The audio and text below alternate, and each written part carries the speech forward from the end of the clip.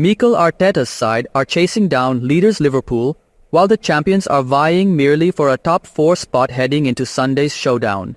For the first time in 3 years, Arsenal will face Manchester City, with only one team contending for the Premier League title. Not many would have believed back after their January 2022 encounter that it would be Pep Guardiola's men toiling away so soon. The Citizens have embraced a period of rebuild, featuring around 150 million worth of January signings, and their manager tacking a couple more years onto his own contract to lead them through this relative wilderness.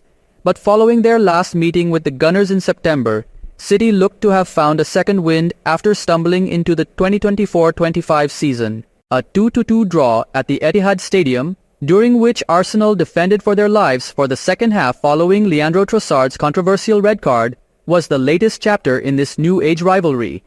Yet arguably the most iconic moment from that game came after the final whistle was sounded by referee Michael Oliver. Across the pitch walked Mikel Arteta to console his crestfallen players, who were within seconds of securing a first win on City's turf since 2015. He bristled beyond Erling Haaland with a quick shake of the hand, but the Norwegian wasn't up for mere niceties and sportsmanship. "Stay humble, eh?" Television cameras picked up Haaland saying, eyes steely and power-challenged.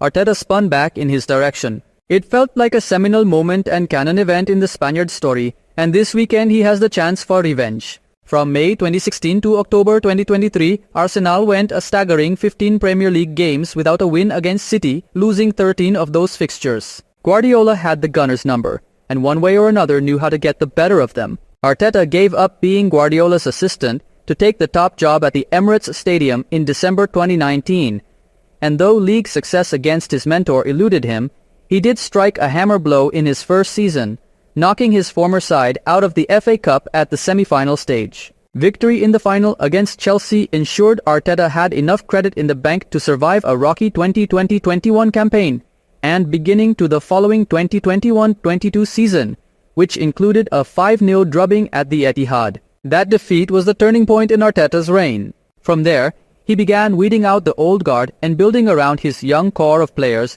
empowering the likes of Bukayo Saka, Martin Odegaard, and Gabriel Martinelli. When City made the trip down to the Emirates a few months later, Arsenal swarmed and overwhelmed the champions with youth and endeavour. Alas, that still wasn't enough, as the visitors secured a late 2-1 victory following a string of questionable refereeing decisions.